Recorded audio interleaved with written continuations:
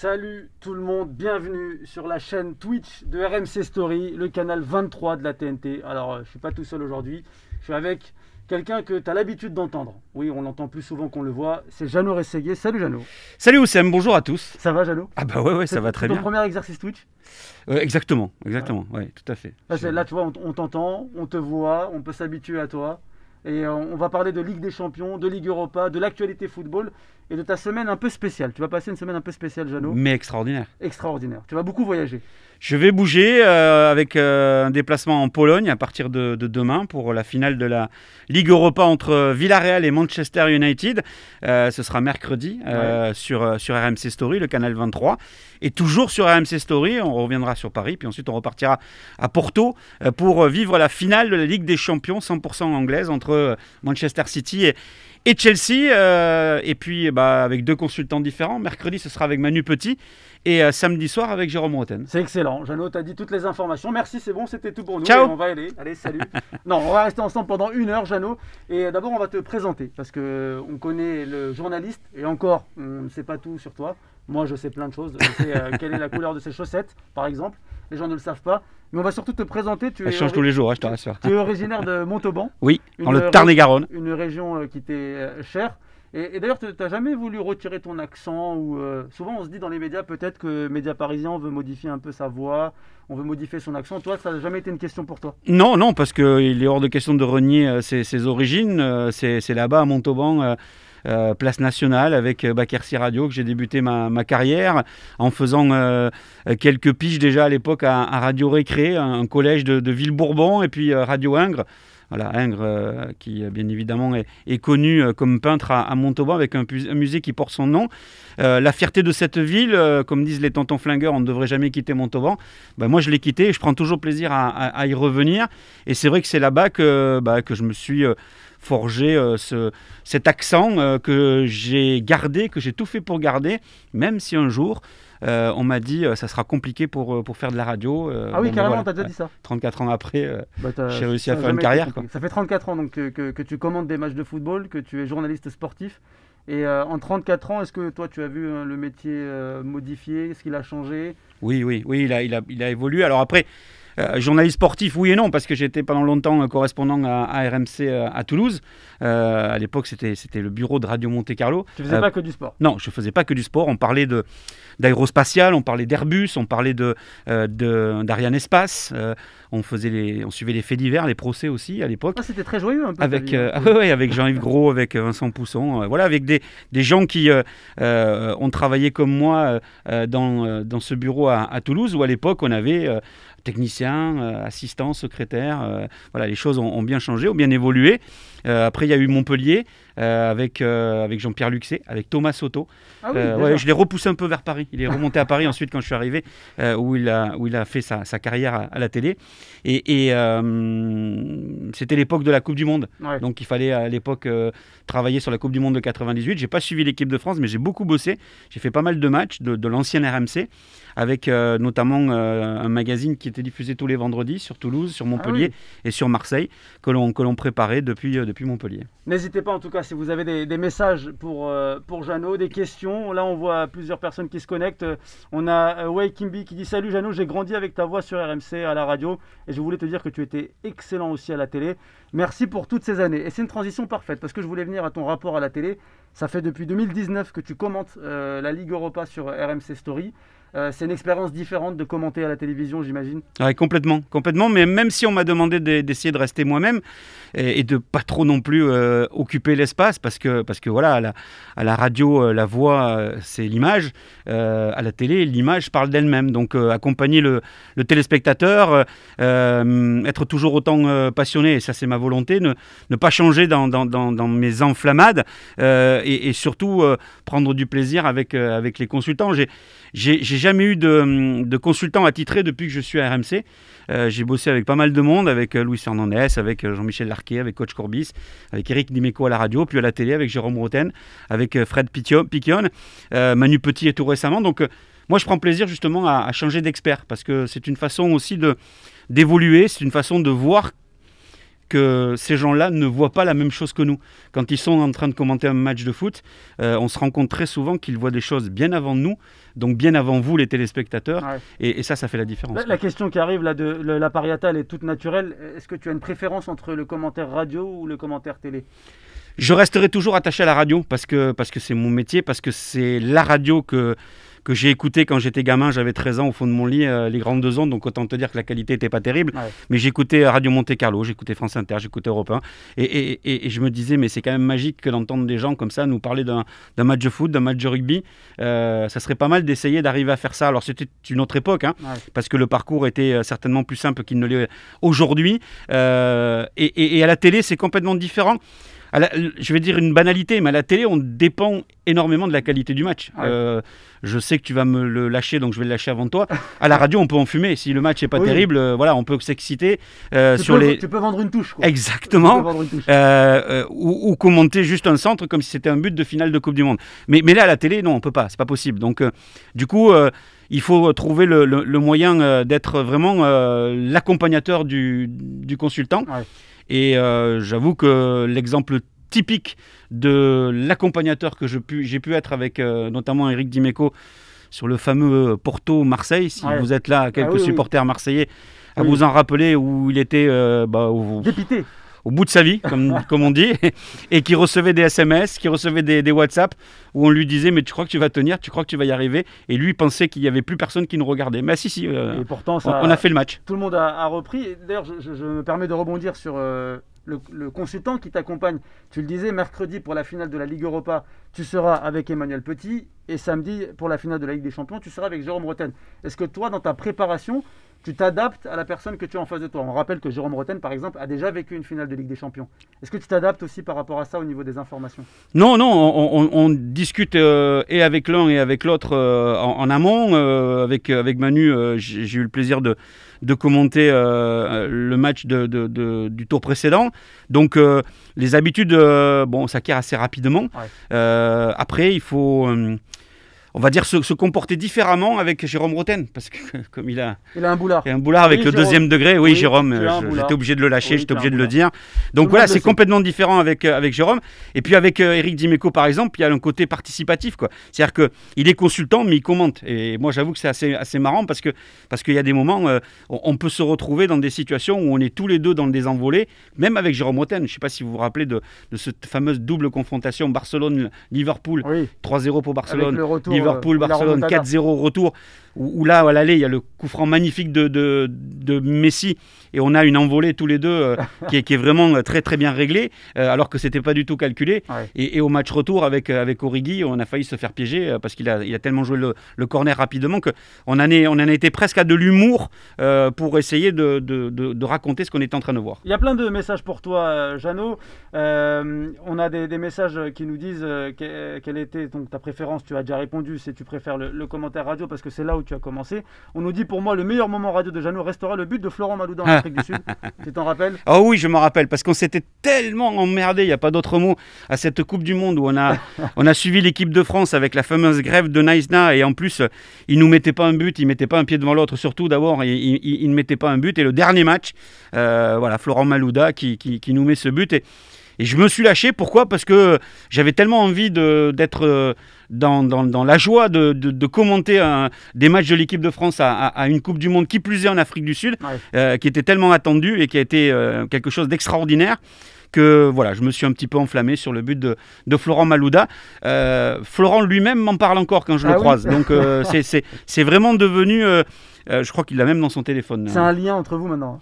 Ouais, mais bon, déjà, on avait eu l'occasion de se croiser à l'époque de l'Olympique Lyonnais, mais oui, c'est quelqu'un qui a plutôt apprécié la façon dont on avait amené ce but en bleu. Tu as Ose9 qui te demande quel est le match ou le moment qui t'a le plus marqué aux commentaires.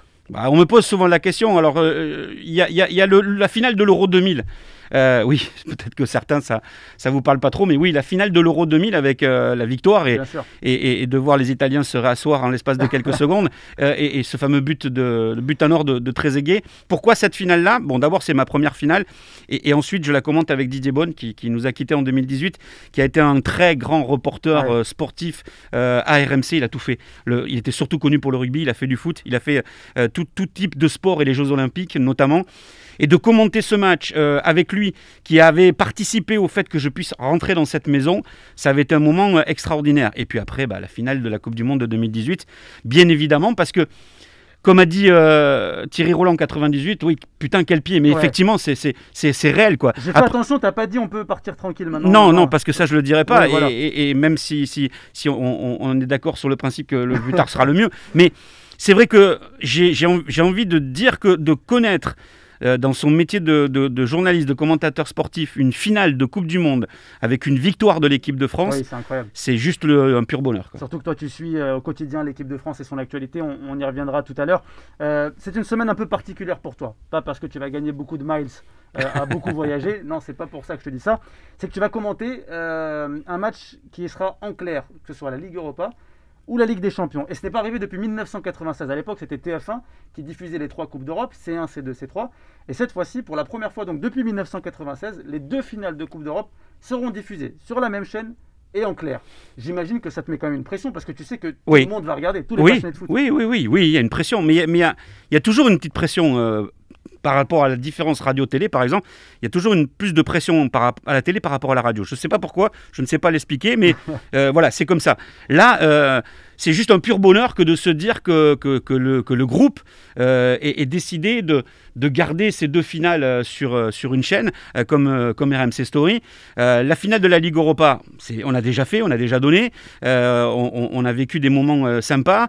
La finale de la Ligue des Champions, on l'avait commenté avec Eric Dimeco, le fameux Liverpool-Tottenham sur BFM TV. Là, on est sur RMC Story. C'est-à-dire que les gens ont pris l'habitude sur Story d'avoir du foot en clair à chaque journée de Ligue Europa. C'était devenu une habitude. C'est devenu une tradition que de se dire que ce soit un match de poule, un 16e de finale, un 8e de finale, un quart de finale, une demi-finale et la finale, je vais voir le match sur Story. C'est en clair, c'est gratuit. Donc, on a le sentiment qu'en plus, les gens sont un peu frustrés de payer. Ouais, de ne pas avoir la possibilité de voir du foot, du sport en gratuit. Donc ça, c'est une belle opportunité pour tous les passionnés de foot, pour le grand public aussi, pour certains qui vont découvrir, parce que certains n'ont pas l'habitude d'avoir du foot sur Story. Ça arrive, c'est normal, c'est logique. Là, ils vont avoir sur une semaine 2 grosses rencontres, 2 matchs énormes. Les 2 rendez-vous. Villarreal, Manchester United d'un côté et Manchester City, Chelsea de l'autre. C'est une manière extraordinaire que de terminer cette saison avant de parler de l'Euro. Rentrons dans le vif du sujet, on reprendra vos questions. N'hésitez pas, si vous avez plein de questions à Jeannot, je vois qu'il y en a plein qui défilent, on va vous les poser, on va lui poser à Jeannot. On va rentrer dans le vif du sujet des matchs. Mercredi, donc, premier rendez-vous, Villarreal-Manchester United. C'est le mercredi 26 mai.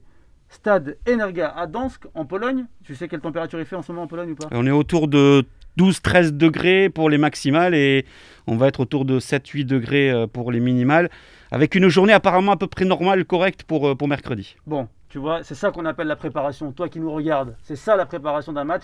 Jeannot, c'est tout. Il sait la température, le stade, la couleur du siège sur lequel il va s'asseoir. Il sait tout, Jeannot. C'est comme ça qu'il prépare ses matchs. Tu seras donc avec Emmanuel Petit. Et je me suis dit que pour préparer cette finale, on va faire un petit quiz Ligue Europa. Vous aussi qui nous regardez, vous pouvez participer à ce quiz. Jeannot, je vais te poser quelques questions et tu me dis ce que tu en penses. Je pense que tu as déjà bien préparé tes matchs. Est-ce que tu sais combien de clubs ont déjà atteint la finale de la Ligue Europa? Dans le calcul global? Ouais. Ah non, pas du... la Ligue Europa, la Ligue Europa, attention, depuis 2010, donc ça doit être normalement la 11e finale. C'est ça, il y a eu 16 clubs différents. 16 clubs différents pour 11 finales. Il y a eu 3 clubs anglais, 1 portugais, 7 titres pour les Espagnols.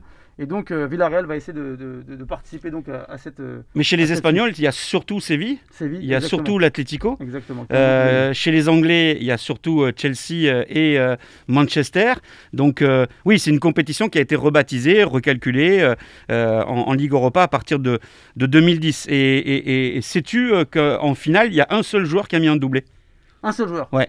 Falcao? Non. Non. Antoine Griezmann. Antoine Griezmann, le Ouais. seul joueur Français. Ah, c'est super. Français avec l'Atlético contre l'Olympique de Moi, Marseille. une autre question, je pense que tu l'as aussi la réponse, Jeannot. Combien de cartons rouges en finale de Ligue Europa depuis le début de la création de la compétition? J'ai pas la réponse, donc je vais pas te l'inventer. Depuis 2010, donc. Hein. Depuis 2010. Je dirais autour de 2-3 cartons rouges. Zéro Ah carton bah tu vois, rouge. voilà. Tu vois Bah, ça, c'est une bonne information, je suis très content d'y participer, comme ça quand tu la ressortiras, je dirais que c'est moi. On a une question qui peut être très intéressante dans ta préparation des matchs, c'est Audrey qui nous la pose. Combien tu as de cahiers depuis que tu as commencé à préparer des matchs? Combien tu as de cahiers pour gérer ta préparation de match? Est-ce que c'est le cahier que je vois? Est-ce qu'il va aller en... celui-là, Il va aller en finale. c'est le cahier fin de saison. Voilà, il y a Voilà. marqué chaque jour le foot se raconte. Voilà, c'est des cahiers comme ça. Voilà, vous voyez le PSG Monaco avec plein de petites notes, avec des fiches aussi. Logiquement, j'ai un cahier pour la Ligue Europa, un cahier pour la Ligue des Champions. Sauf que cette saison, j'ai fait beaucoup de matchs, donc j'étais obligé de rajouter un cahier supplémentaire pour les finales. Pour l'équipe de France, ça c'est complètement à part. J'ai effectivement un petit cahier, et sans faire de pub, à chaque fois c'est du Moleskine parce que c'est très agréable pour écrire. Dernière question de culture générale concernant cette finale de Ligue Europa. Est-ce que tu sais qu'il y a un joueur qui a évolué dans les deux clubs? De Villarreal et de Manchester United. C'est pas un titulaire habituel de Manchester United actuellement. Je vais te donner un indice. C'est pas un titulaire habituel de Manchester United. Alors là, je sèche. C'est Eric Bailly, le défenseur. Bailey, d'accord. Il était à Villarreal, puis après il est allé à Manchester United. Je te demande pas ton prono, je sais que toi t'es pas fan de... Ah non, puis je suis une buse, donc tout ce que je dis sur un prono, c'est l'inverse. Ça arrive jamais. Qui est le mieux préparé, selon toi, sans parler de résultat final?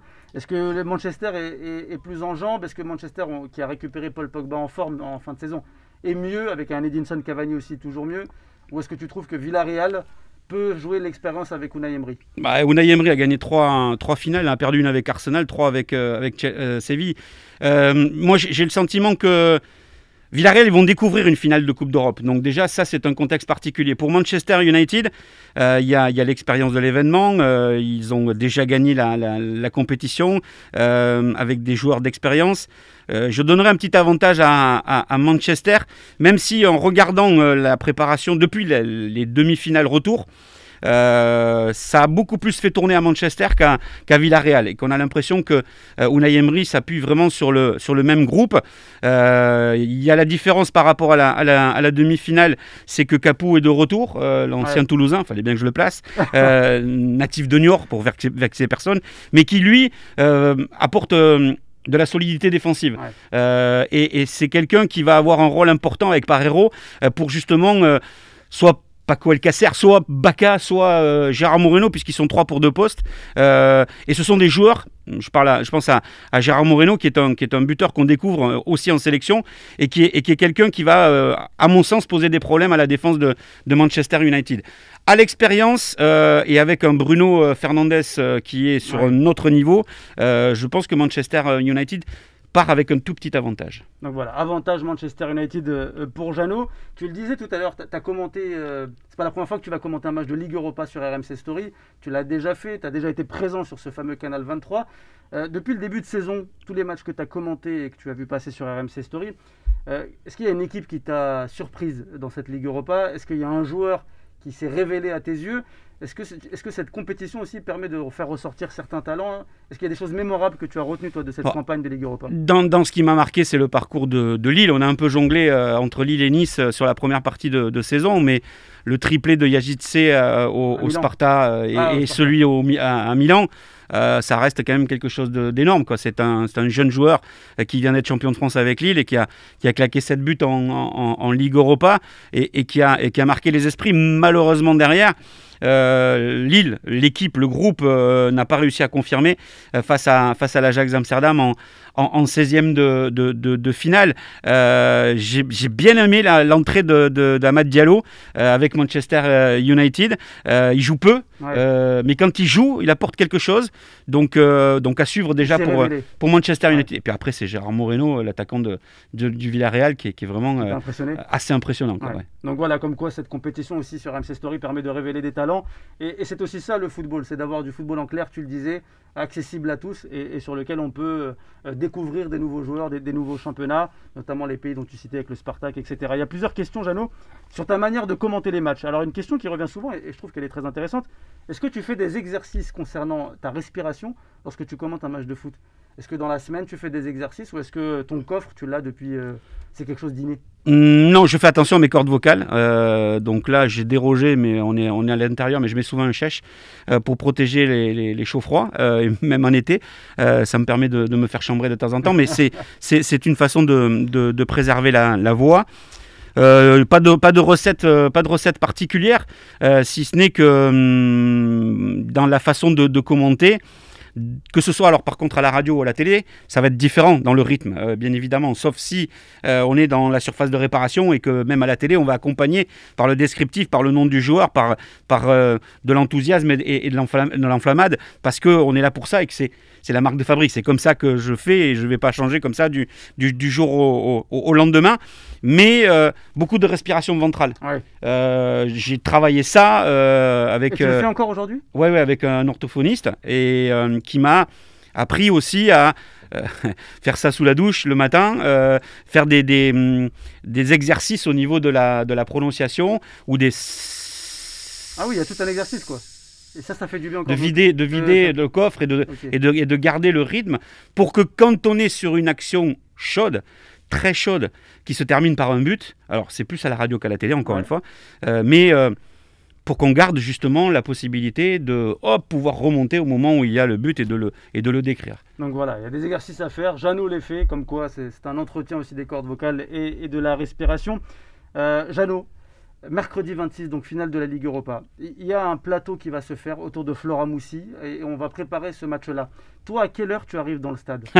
Ça, c'est une question qui est très intéressante parce que vous allez voir, Jeannot, il n'est pas comme les autres. Les gens, en général, viennent une heure et demie avant le match. Écoutez, Jeannot. Sur les matchs d'RMC Story et sur les matchs donc, à la télé, pour un match à 21h, j'arrive au stade à 17h. Parce que j'aime bien. Bon, là malheureusement il n'y a pas de public, donc 17h. Ouais, à partir de 17h. Pourquoi? Parce qu'il y a des essais, il y a des tests à faire. Mais t'es le seul, toi, dans le stade? Oh non, il y a un petit peu de monde, mais il n'y a pas beaucoup de commentateurs. Il n'y a pas beaucoup de consultants non plus. Mais j'aime bien arriver de bonne heure parce que d'abord il y a des essais à faire, donc au niveau de la télé, des choses que j'ai découvert au niveau du son, au niveau de l'image, au niveau du cadrage, etc. Et ça, donc c'est important d'être là aussi pour les gens qui nous accompagnent au niveau de la production autour des équipes de Luc Panier. Donc ça fait partie normalement du job et on est là pour ça.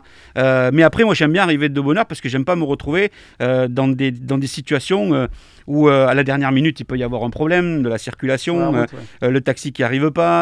Voilà, donc essayer d'éviter au maximum toutes les contraintes qui puissent nous tomber dessus et être au stade tranquillement en me disant bon, je suis là, je vais préparer mon match, je vais continuer à gratter quelques infos et un peu réviser mes gammes, et au moins comme ça, ça me paraît utile d'être déjà sur place, quoi. Donc voilà, le rendez-vous est pris mercredi 26 mai pour la finale de la Ligue Europa. Jeannot sera présent aux côtés d'Emmanuel Petit. Tu as déjà commencé à le briefer un peu, Manu, vous avez déjà commencé à échanger? On s'est parlé un petit peu, ouais. On s'est parlé un petit peu. Il est chaud lui aussi? Oui, il est assez impatient de se retrouver dans le stade. Parce que c'est vrai que les matchs précédents, on a fait Villarreal pour la demi-retour et Manchester pour la demi-allée. On était en cabine, donc c'est un peu frustrant. C'est un peu frustrant parce que d'abord, on dépend de l'image qu'on nous envoie, donc on est un peu comme vous, les téléspectateurs. Donc, quand on commande, on est vraiment fixé par l'image qu'on nous apporte, alors que quand on est dans le stade, on a l'image qu'on nous apporte et que vous voyez, et on a tout le reste autour que l'on peut éventuellement analyser. Et dans les propos et dans l'accompagnement du match, ça donne la possibilité d'apporter quelques informations supplémentaires, quoi. Petite question perso avant qu'on passe à la Ligue des Champions. Il y a Audrey qui te demande est-ce que tu as le décompte du nombre de matchs que tu as commentés? Alors le décompte exact, là au moment où on se parle, je dois l'avoir sur mon téléphone. Je suis un peu presque à 1600 matchs. Tout confondu, radio-télé. Télé, mercredi ce sera le 69e et ce sera le 70e samedi, commenté à la télé, tant à RMC Sport qu'RMC Story et BFM. Et comme on en parlait tout à l'heure de l'équipe de France, de mémoire, je crois que le premier match des Bleus à Munich à l'Euro, le France-Allemagne, sera le 260e match que je commande de l'équipe de France depuis 1999. Tu as une très bonne mémoire, Jeannot. Tu as une très bonne mémoire parce que j'ai vérifié les chiffres C'est avant vrai que tu arrives et c'est exactement ça. Plus de 1000 matchs, plus de 200 en équipe de France et là 70 samedi, 69 mercredi. Et donc on passe naturellement au match de samedi. C'est la finale de la Ligue des Champions entre Manchester City et Chelsea. Ça se jouera au stade Dragao de Porto au Portugal. Et donc c'est un stade que connaît très bien Jérôme Rotten.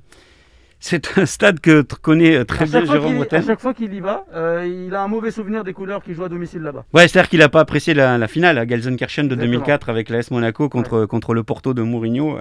Ou de Deco. C'est très douloureux pour lui. Qui leur avait fait des misères. Ouais, non, mais moi j'étais à Gelsenkirchen à l'époque, on était avec Poulain, avec Dominique Poulain pour la radio. Et c'est à cette époque-là qu'on a bien connu, qu'on a appris à connaître Jérôme Rotten, qui, je vous rassure, était comme il est aujourd'hui. Il était joueur, il n'y a pas de souci déjà à Boulard, de ce côté-là. Chambreur, deuxième degré, etc. Mais oui, d'abord Dragao, pourquoi ? Parce que au départ, c'était prévu à Istanbul et qu'à Istanbul, ils se sont reconfinés, que c'est passé en zone rouge. Et donc, du coup, l'UEFA qui voulait à tout prix du public, parce qu'il y aura du public mercredi, il y aura du public samedi soir, avec une jauge limitée, mais n'empêche qu'il y aura du public. Et ça va faire du bien aussi pour tout le monde et dans le commentaire également.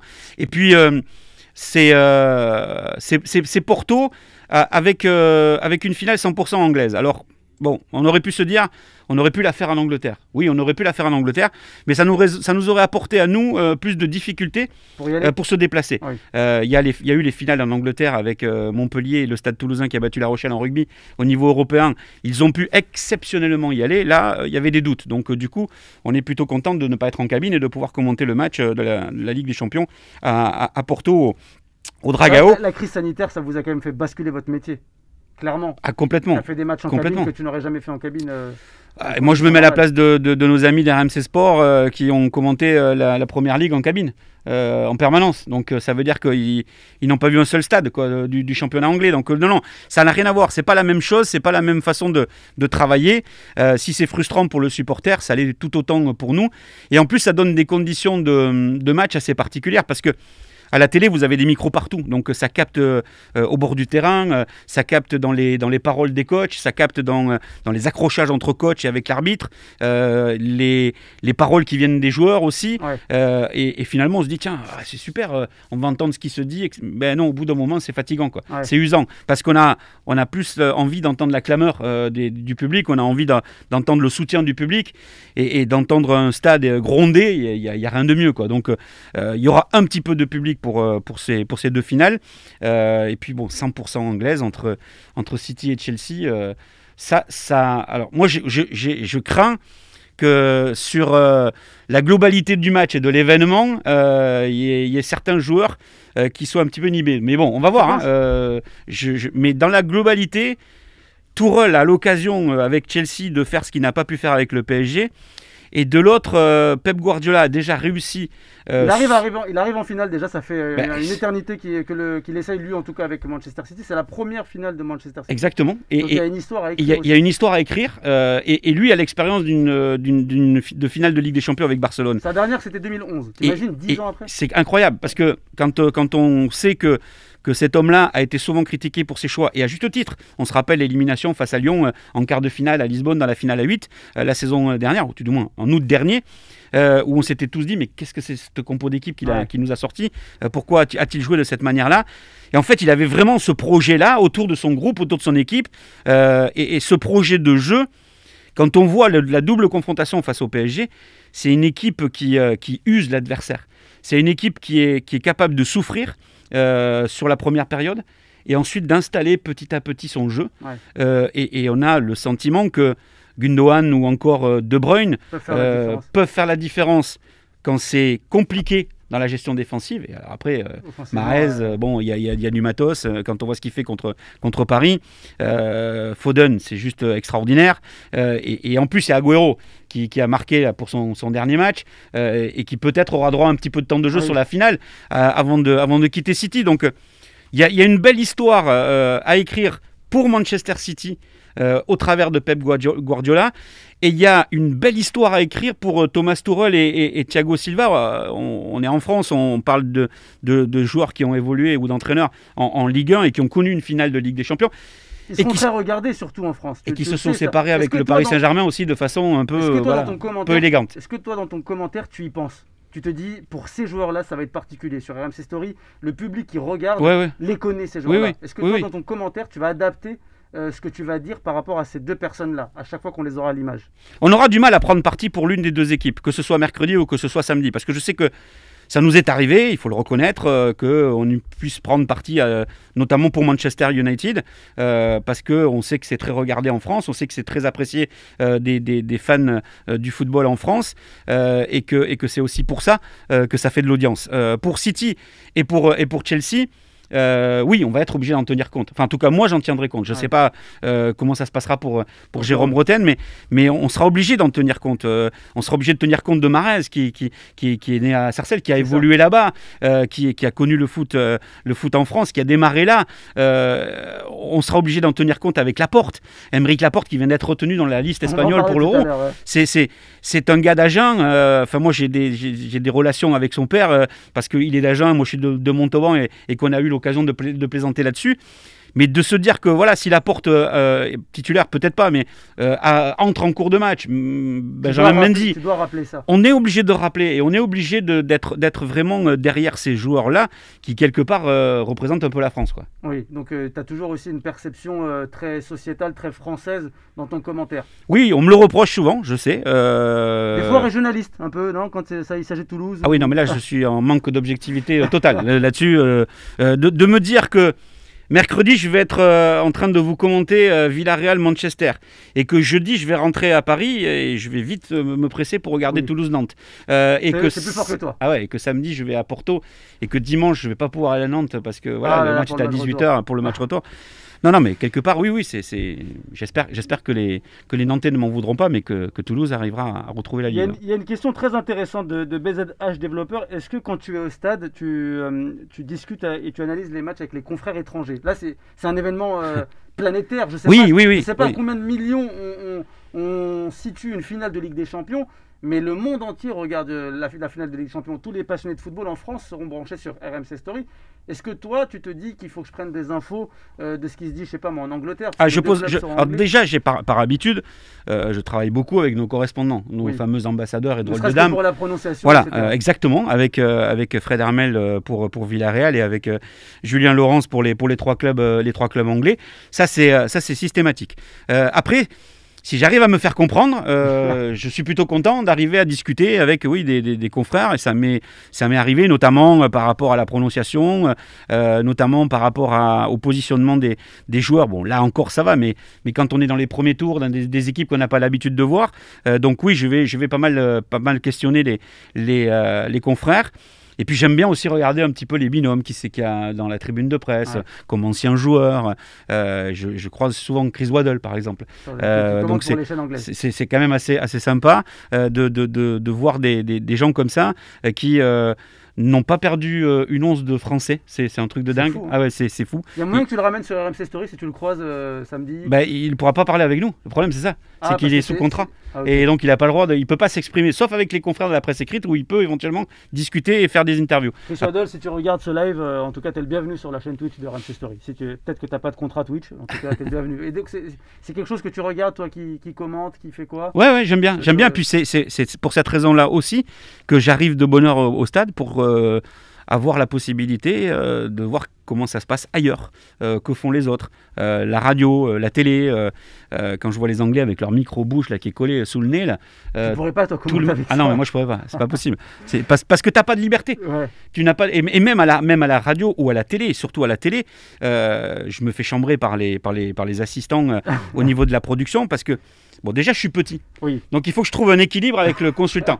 Il y a eu des situations tout à fait ubuesques. Avec Manu Petit, mercredi, comment tu fais? Je vais lui dire de s'asseoir. Manu Petit fait plus de 1m90, facile. Moi, je suis en 63, tu vois, à peu près l'écart. Donc, facile. Voilà. Avec Rio Mavouba, là, on était bien. Ça allait. Mais il y en a, c'est très compliqué, même Jérôme Montaigne. Donc, il y a le positionnement. Et puis, je commande debout. Et Oui. ça, ils comprennent pas, les Tu te techniciens. sens, tu te sens plus libre quand tu es debout? Ah ouais. Et puis tu as une meilleure respiration ventrale quand tu es debout. Et quand tu es debout, c'est encore plus important à la télé parce que là, on a 3 écrans devant nous. C'est à peu près la même chose, la même présentation pour le poste de commentateur. Et donc, du coup, comme tu as la télé, il faut que tu sois en relation avec ce que tu racontes, ce que tu vois, toi, mais ce que voit surtout le téléspectateur. Oui. Mais après, il ne faut pas que tu te limites à ça. Donc moi, à 1m63, déjà là, au niveau de la caméra, je suis un peu juste. Donc je me lève pour essayer de voir. Et puis il y a le côté un petit peu enthousiasme aussi du commentaire de l'action pour se laisser aller. Il y a un petit côté théâtral aussi. C'est indéniable. Ça, c'est un peu notre maître à tous les commentateurs, Exactement. Ce que faisait Eugène Sacomano, par exemple. Oui. Quoi. Tu pourrais le limiter, Eugène Sacomano? On refait le match? Ah, on refait le match. Ouais. Non, mais il faisait beaucoup mieux que moi. Bah, tu le tiens bien quand même. Tu le tiens bien. Jeannot, samedi, il y aura une soirée événement sur RMC Story autour de Nicolas Villas. Alors Nicolas Villas, c'est un ami, on le connaît très bien. Nicolas Villas, quand il gère un plateau, sachez que c'est un événement. C'est un événement parce que c'est une forte personnalité. En plus, c'est à Porto. C'est au Portugal. Exactement, c'est chez lui au Portugal. Et il y aura des consultants de renom, il y aura beaucoup d'invités. Toi, quand tu prépares un match comme celui-ci, est-ce que tu te dis qu'il faut que tu sois grand public? Ce qu'on appelle grand public, c'est qu'il faut que tu expliques bien clairement ce que tu vas faire. Et quand tu parles des compositions d'équipe, est-ce qu'il y a une modification au niveau des termes employés?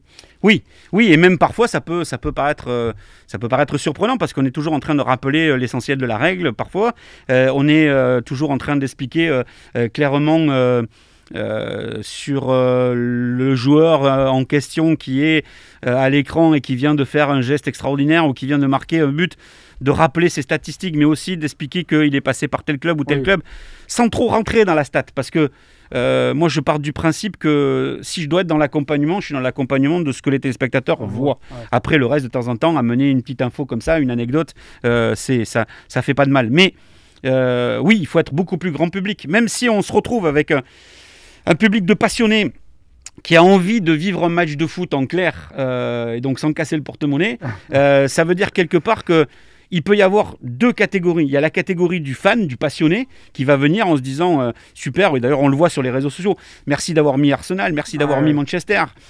Là, les 2 finales, ils ne peuvent être que satisfaits du spectacle qu'on va leur proposer sur le Canal 23. Donc c'est vrai que de se retrouver comme ça à offrir un tel spectacle, on sait qu'on va avoir des fans, mais on sait qu'on va avoir des gens qui peut-être par hasard, qui peut-être par le biais de ce qu'on fait là avec Twitch, ou par le biais des réseaux sociaux, vont tomber dessus et vont aller voir par curiosité. Et donc du coup, c'est là où on se dit, on va être regardé par des gens qui n'ont pas l'habitude de suivre le foot.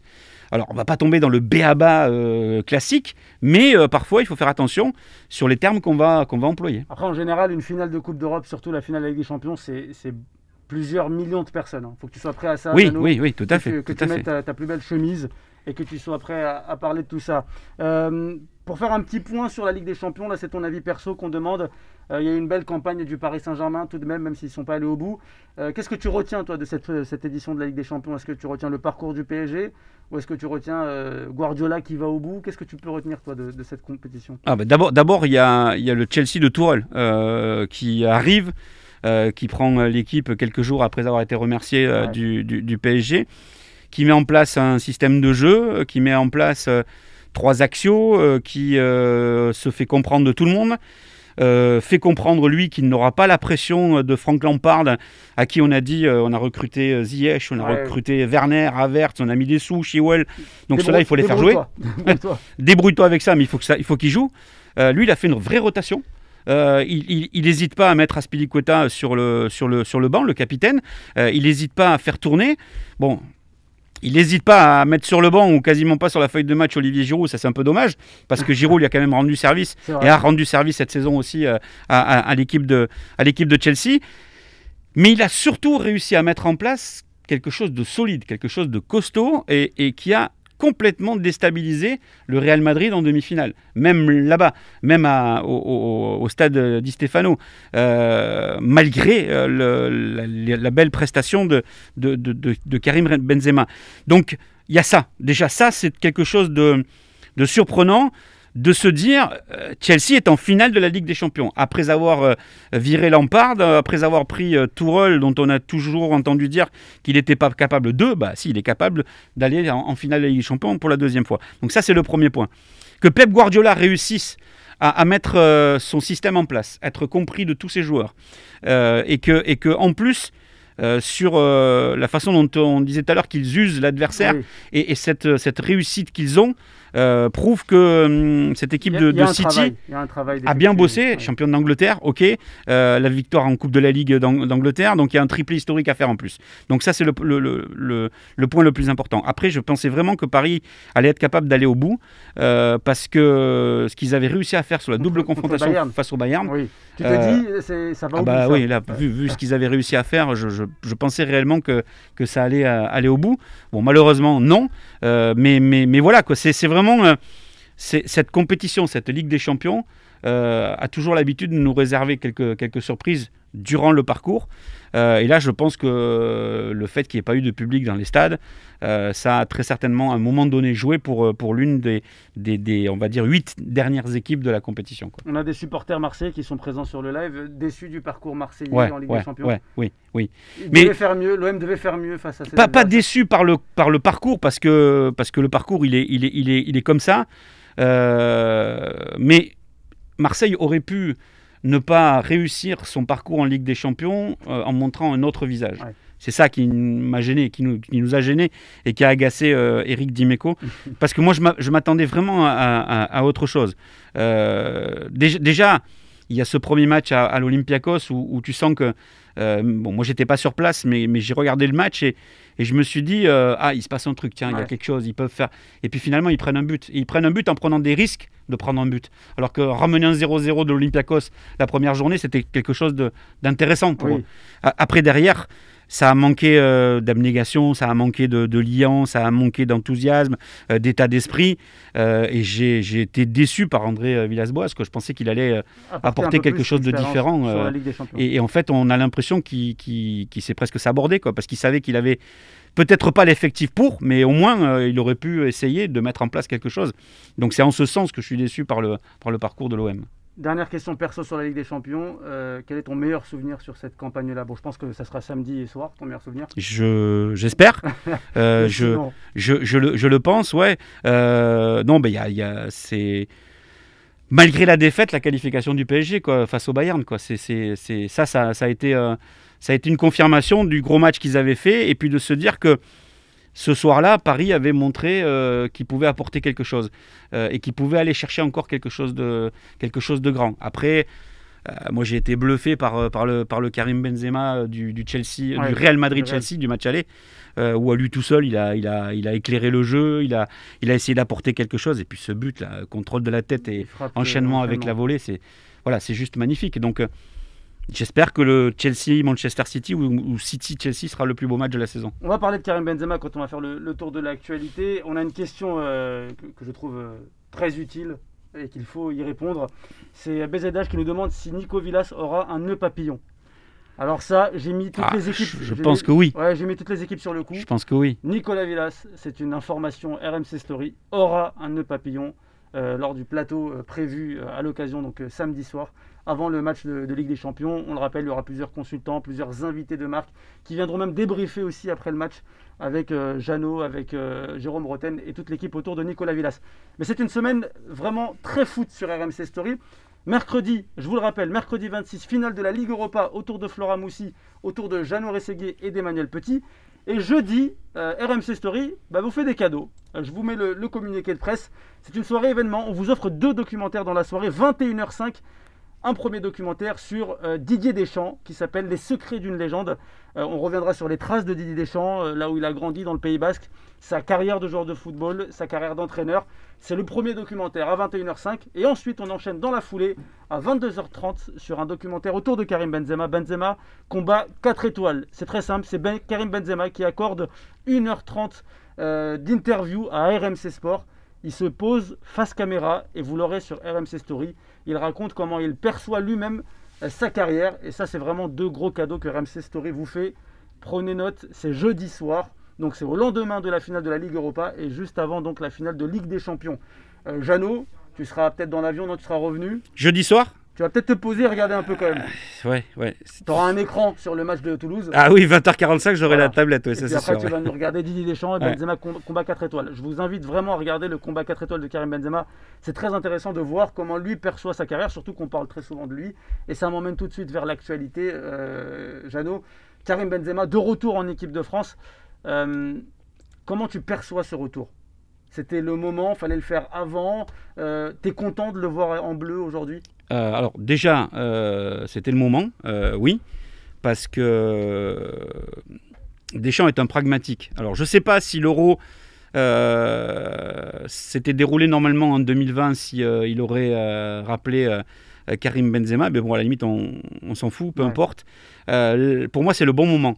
C'est le bon moment parce que depuis la finale de la Coupe du Monde 2018, on a vu une équipe de France ronronner, on a vu une équipe de France qui a, à part Griezmann, eu des difficultés à conclure des actions qui parfois pouvaient être simples, mais il ne mettait pas le ballon au fond. Qu'il a essayé, donc Giroud ne joue plus avec Chelsea, ou quasiment pas. Il a essayé Martial dans le rôle de numéro 9, il a essayé Mbappé dans ce rôle de numéro 9, Ben Yedder a toujours été une doublure pour lui, donc il fallait qu'il se passe quelque chose. Et il s'est rendu compte que malgré la qualification pour la finale à 4 de la Ligue des Nations qui aura lieu en octobre en Italie, que cette équipe-là n'était plus aussi sereine devant le but, quoi, et n'apportait pas vraiment tout ce qu'elle pouvait apporter en valeur individuelle au collectif. Même si on peut se réjouir que Mbappé finisse aussi fort cette saison. Mais moi je suis très impatient de voir le trio Griezmann, Benzema et Mbappé. Je pense qu'on va le voir contre le Pays de Galles, parce qu'il va falloir aller vite pour la préparation. Le 2 juin à Nice contre le Pays de Galles, le 8 juin au Stade de France contre la Bulgarie, et le 15, il faudra jouer le premier match contre l'Allemagne. Donc moi, je suis plutôt satisfait, plutôt content de voir le retour de Karim Benzema, parce que même si en équipe de France, il n'a pas été énorme, il n'a pas été déterminant, à part quand même le France-Ukraine, on parle du doublé de Sakho, mais il marque un but, il y en a un qui est refusé pour hors-jeu, et puis il a quand même pesé dans ce match-là. Il n'y a pas eu de campagne vraiment marquée par Karim Benzema. Non, mais c'est un peu comme Gignac et la finale de l'Euro 2016 qui frappe sur le poteau sortant. Voilà, s'il marque, c'est autre chose. Et souvenez-vous, la 93e minute au Brésil en 2014, avec l'occasion pour Karim Benzema et Goldorak Neuer qui la sort dans la lucarne avec le bras comme ça. Enfin, bon, voilà, c'était. Il n'a pas manqué grand-chose. Mais voilà, tous les événements qui se sont passés sont des événements extrasportifs. Et c'est par rapport à l'extra-sportif qui n'a pas été retenu ces derniers temps. Et aujourd'hui, d'un point de vue sportif, Karim Benzema, de toute façon, n'avait pas lâché l'histoire avec l'équipe de France, a prouvé qu'il était le meilleur attaquant français, et qui va, j'espère en tout cas, apporter, de par sa maturité, énormément au groupe France. Ça va pas être simple, hein. Bah oui. Et pour Deschamps, et pour lui. Et pour les autres. Bah, les autres, dans les déclarations qu'on a entendues après l'annonce de la liste, ils sont tous contents. Ouais. Voilà, même Olivier Giroud, qui je pense à un moment donné a été, alors pas sondé, mais a été mis au courant par Didier Deschamps qu'il allait rappeler Karim Benzema dans les dernières heures de la liste. Ça veut dire que tout a été réfléchi, tout a été calculé. Et je ne sais pas si c'est un lien de cause à effet, puisque si l'on en croit Deschamps, la première rencontre s'est déroulée début d'année, le jour de Bosnie-France, au mois de mars, le 3e match donc, de la campagne des éliminatoires de la Coupe du Monde 2022. Il y a 0-0 à la mi-temps. Et apparemment, de ce qu'on m'a dit, c'est la plus grosse gueulante que n'a jamais poussé Deschamps dans un vestiaire. Il était pas content. Et il leur a dit, si vous ne changez pas, moi je vais changer des choses. Alors il se trouve qu'après, dans la deuxième période, il marque, il s'impose 1-0. Mais est-ce que déjà dans sa tête, il avait cette idée-là de piquer au vif un peu ce groupe? Je crois qu'il y a un petit peu de ça, quoi. C'est fort possible. Tu en parlais aussi un peu tout à l'heure, on l'a appris dans l'après-midi. Aymeric Laporte a décidé de choisir l'Espagne et d'évoluer donc avec la Roja. Pareil, la binationalité, souvent, ça fait débat. On se dit, il aurait dû, c'est un choix sportif, c'est un choix par intérêt. Toi, qu'est-ce que tu penses de tout ça? Est-ce que tu penses qu'il a fait le bon choix d'aller avec l'Espagne, sachant qu'il était barré par Didier Deschamps? Barré, c'est un bien grand mot, parce que quand même, Jeannot, Deschamps l'avait appelé. Depuis un moment, il est au très haut niveau, et on l'a jamais réellement vu. Non, mais Deschamps l'avait appelé, il l'a pas fait jouer la première fois, on est d'accord. Deschamps le rappelle il se blesse. Souvenez-vous, c'était les croisés. Et puis finalement, on n'en entend plus parler. Il y a des joueurs qui passent devant. Voilà. Il y en a d'autres qui passent devant et il y en a d'autres qui apportent autre chose. Je pense à l'anglais dans un premier temps et je pense ensuite à Kipembe. Oui, je suis d'accord. Aymeric Laporte aurait dû avoir peut-être un peu plus sa chance. Mais après, il avait prévenu qu'il avait la possibilité d'avoir cette nationalité espagnole. Il l'a fait. Mais s'il le fait et de la façon dont on en a parlé, c'est qu'il savait qu'il allait être retenu pour l'Euro. Et comme il avait envie de faire l'Euro, c'était l'occasion. C'était une occasion inespérée que d'être retenu dans une sélection. Alors, ce n'est pas l'équipe de France, c'est l'équipe d'Espagne. Sans Sergio Ramos. Donc, ça veut dire quelque part que il a une chance de démarrer. Luis Enrique, il a peut-être dans la tête une idée bien précise autour d'Aymeric Laporte. Ouais. Et ça, c'est complètement différent que ce qu'avait peut-être laissé entendre à un moment donné Didier Deschamps. Toujours dans cette actualité un peu française à l'étranger, là mon cœur saigne un peu, Jeannot. On va parler de Zinedine Zidane, qui voit sa fin d'aventure avec le Real Madrid se profiler. C'est ce qu'on se dit en tout cas autour du Real Madrid. Zinedine Zidane pourrait arrêter à la fin de la saison. Est-ce que tu penses que c'est le bon moment pour lui de voir autre chose ou peut-être de se reposer avant. Après, il est tellement imprévisible, justement, tu l'as dit, de se reposer quand il arrête avec le Real la première fois et qu'il vient de gagner ses Ligues des Champions. Voilà, respect. Mais je me demande s'il va faire pareil. Je me pose la question. S'il s'offre une année sabbatique. Ouais, c'est possible, mais bon, la Juve... Apparemment, ils ont besoin de quelqu'un. Voilà, et c'est quand même un club où il a passé des années extraordinaires et c'est quand même un sentimental, quoi. Alors, ok, il n'est jamais venu à Marseille, ok, il n'est jamais revenu à Bordeaux, et pourtant, à un moment donné, on avait pensé à lui. Mais voilà, je pense que... Oui, la possibilité de le voir quitter le Real, oui. La possibilité de le voir signer comme coach à la Juve, pourquoi pas. Mais il peut très bien prendre une année sabbatique. Tu penses ? Ouais, je pense aussi. Il faut qu'il se repose un peu. Zizou, si tu nous écoutes, repose-toi un peu pour le bien-être de tous tes fans. Surtout pour mon bien-être à moi. Autre question, celle-ci, elle concerne le championnat de France. Ça s'est arrêté hier. Lille champion, le Paris Saint-Germain qui finit dauphin, Monaco en Ligue des Champions, les Lyonnais 4e, Marseille 5e. Il y a encore la lutte pour le maintien qui se joue entre Nantes et Toulouse, donc qui sera le barragiste. Qu'est-ce que tu as pensé de cette saison ? Est-ce qu'au début de saison, tu aurais dit c'est ces équipes-là qui vont finir dans cet ordre-là ?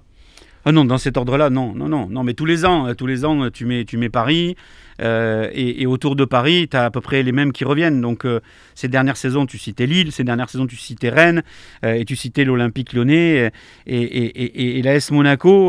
Voilà, c'est autour de ces équipes-là que tu pouvais te dire qu'il pouvait y avoir un podium. Marseille, non, parce que cette équipe-là, on avait du mal à la sentir, à être sûr de ses forces. Et la preuve, quand on voit que ils vont accrocher une Coupe d'Europe, ok, ils vont accrocher une phase de poule de la Ligue Europa, et c'est un moindre mal, mais dire que Lille pouvait être champion de France en début de saison, non, c'était impossible. Tu voyais Lyon au-dessus avec un effectif comme ils avaient Oui, moi je pensais que sur la dynamique de ce qu'ils avaient réalisé ou de ce que Rudy Garcia avait réussi à faire, à mettre en place à Lisbonne, je pensais que l'Olympique Lyonnais allait pouvoir être, on va dire, plus dangereux cette saison.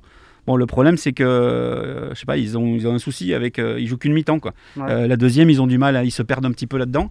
J'aime bien le Monaco de Kovacs, même si là, ils se sont essoufflés. Et c'est d'autant plus rageant pour les Lyonnais parce que, voilà, ils tenaient la victoire face à Nice et ils étaient troisième.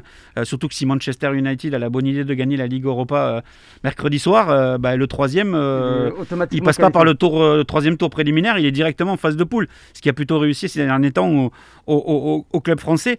Ce que fait Lille, c'est la solidité d'un groupe sur l'ensemble d'une saison. 3 défaites seulement. Meilleure défense du championnat. Oui, voilà, c'est tout. Alors après, ils font 11 matchs nuls. Ok. Mais bon, 21 clean sheets. S'il n'y a pas le but de Fulgini hier soir, Maignan, il égale Ettori de 90 de l'AS Monaco avec 22 clean sheets. 22 matchs sans encaisser de but, c'est que tu es solide, tu es costaud.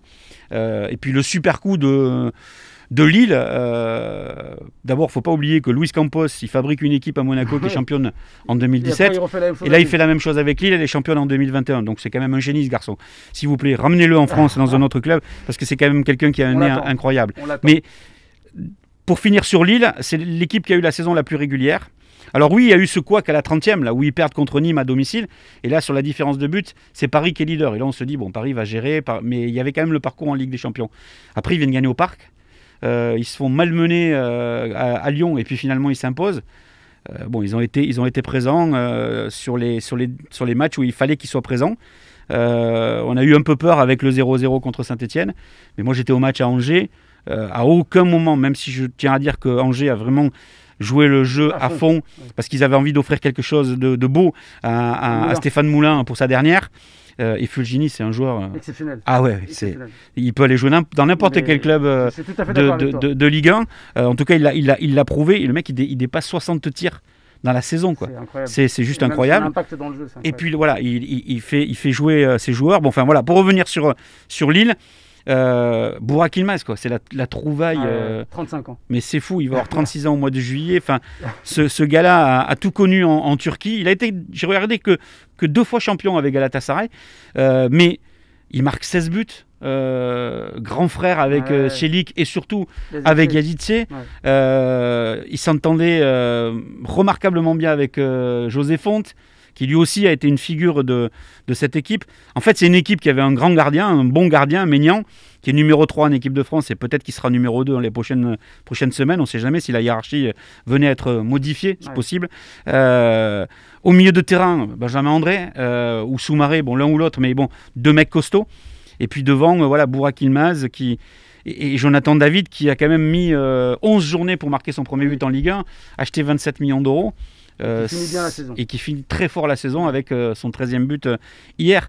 Dans la globalité, il mérite d'être champion de France, voilà, tout simplement, quoi. C'est un champion logique. Ouais, tout à fait. Un champion logique. Alors avant de nous quitter, Jeannot, rappelez donc cette folle semaine sur RMC Story. Mercredi, finale de la Ligue Europa, mercredi 26, autour de Flora Moussi, un grand plateau. Autour de toi, sur place à Dansk, en Pologne, tu seras accompagné d'Emmanuel Petit. Quand on parle, parce que tu pars quand, toi, tu prends le Volcan? Je pars demain à midi 20. Midi 20. Donc mardi, midi 20, si vous voulez croiser Jeannot à l'aéroport, c'est Charles de Gaulle. Le 2F. Voilà, 2F. Et là, si vous voulez croiser Jeannot, c'est cadeau. Mercredi, donc, finale de la Ligue Europa. Jeudi, 2 documentaires exceptionnels sur RMC Story. Le premier à 21h05, c'est Didier Deschamps, Les secrets d'une légende. 22h30, Karim Benzema, combat 4 étoiles, ça c'est cadeau de la part de RMC Story, ça sera jeudi. Et puis la finale de la Ligue des Champions entre Manchester City et Chelsea, ça sera samedi. Et tu seras accompagné cette fois-ci de Jérôme Roten, l'homme le plus humble de la planète. Ah oui, clairement. Tu es d'accord avec moi? Merci en tout cas, Jeannot, d'avoir joué le jeu. Merci à toi, Oussam. Merci à vous pour votre participation, pour vos questions. Très sympa. À tout. On te souhaite une bonne semaine. Oui. Repose-toi bien entre les 2 finales. On va tâcher, mais ce n'est que du plaisir. C'est Exactement. De la passion, du plaisir, et je suis un privilégié, donc il faut l'apprécier d'autant plus, quoi. Comme on dit chez nous les très jeunes, parce que je sais que toi tu es jeune, nous on est très jeunes, fais-nous kiffer, fais-nous kiffer pour la Ligue Europa, et puis on se lance dans une estimation, allez, 10 millions de spectateurs sur chaque finale, 10 millions mercredi, 10 millions samedi, et tout le monde sera content. Merci à vous de nous avoir suivis, merci à Jeannot. Salut. N'oubliez pas, RMC Story, canal 23, finale de Ligue Europa, mercredi 26, finale de Ligue des Champions, samedi, pour Manchester City, Chelsea. Merci à toi, tout le monde. Merci Ciao. Jeannot, ciao.